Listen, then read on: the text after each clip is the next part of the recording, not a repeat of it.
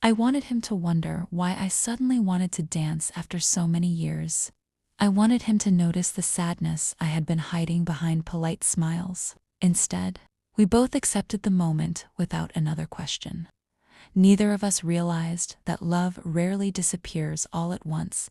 It fades through postponed conversations, missed opportunities, forgotten dreams, and countless ordinary evenings, where two people silently hope the other. One will make the first move. That night, sleep refused to come. The rain tapped gently against the bedroom window, while Ethan slept peacefully beside me. I stared at the ceiling for hours, unable to quiet the strange feeling growing inside my chest. I couldn't explain it. It wasn't guilt. It wasn't fear. It felt more like standing at the edge of a road without knowing where it might lead. Little did I know that the following evening, one unexpected invitation, one unfamiliar face, and one simple conversation would force me to see my marriage and myself in a way I never had before. Sometimes, the biggest turning points in life don't begin with dramatic goodbyes. Sometimes, they begin with a single decision to say yes. Friday arrived faster than I expected. All day I found it difficult to concentrate. Every meeting felt longer than usual. Every email seemed unimportant. By the time I drove home, the sky had turned shades of orange and deep purple, as if the sunset itself was reminding me that endings and beginnings often happen at the same time. After dinner, I stood in front of my closet longer than I cared to admit. I finally chose a simple navy blue dress I hadn't worn in years. It wasn't glamorous, but when I looked in the mirror, I saw something I hadn't noticed in a long time: hope. Ethan walked into the bedroom just as I was fastening a pair of earrings. "You look beautiful," he said with a genuine smile. "Thank you." For a moment, neither of us spoke.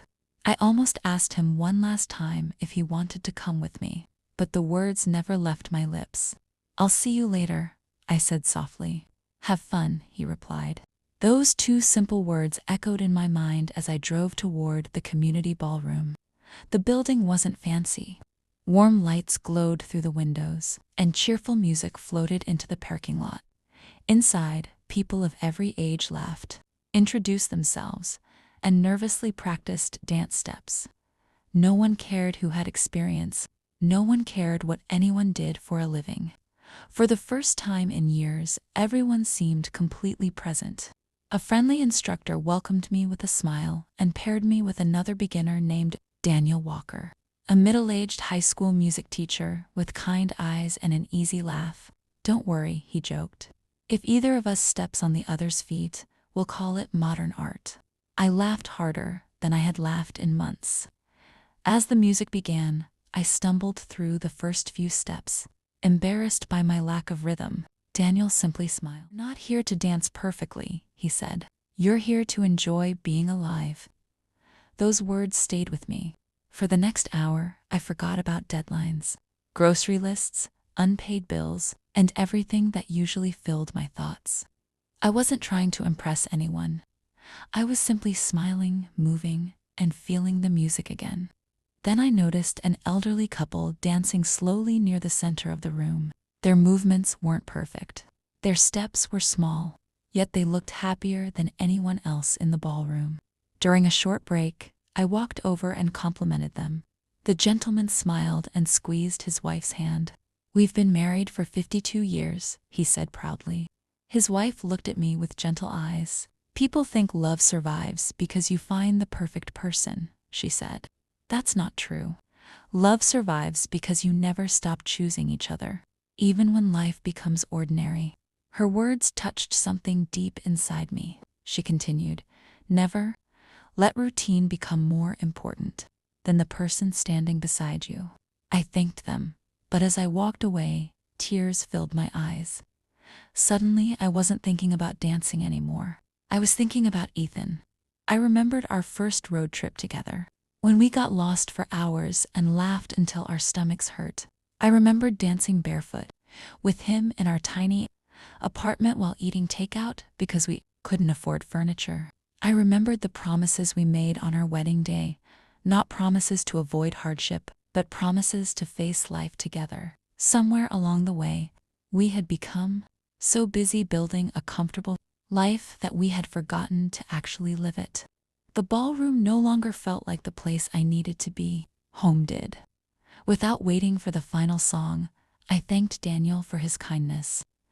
"You've given me something much more valuable than dance lessons," I told him. He smiled knowingly. I don't think it was me. The drive home felt strangely peaceful. When I opened the front door, I found Ethan sitting alone on the couch. The television was on, but muted. In his hands was an old photo album I hadn't seen in years. He looked up, surprised. "I couldn't stop thinking after you left," he admitted. He opened the album to a picture from our honeymoon. "We used to smile like this all the time."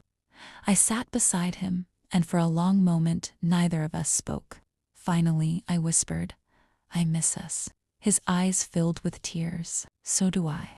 It was the most honest conversation we'd had in years. We talked for hours. About the dreams we'd forgotten, the loneliness we'd both been hiding, the assumptions we'd made instead of asking questions. Neither of us blamed the other. We simply listened. When midnight arrived, Ethan disappeared into the kitchen. A few minutes later, soft music began playing through the house. He walked back into the living room and held out his hand. "I should have asked you yesterday," he said quietly. "I'm asking now. Will you dance with me?" I smiled through my tears. Without another word, I placed my hand in his. There, in the middle of our living room, surrounded by family photos and ordinary furniture, we danced slowly together. No audience. No perfect choreography. Just two imperfect people remembering why they had fallen in love.